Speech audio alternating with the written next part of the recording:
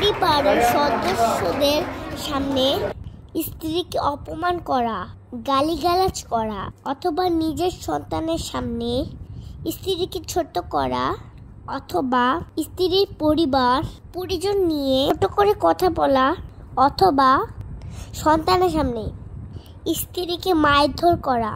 যে সমস্ত ছেলেরা এই সমস্ত কাজ করে তারা আসলেই কোনো মানুষ নয়, মনে হয় তারা মানসিক রোগী।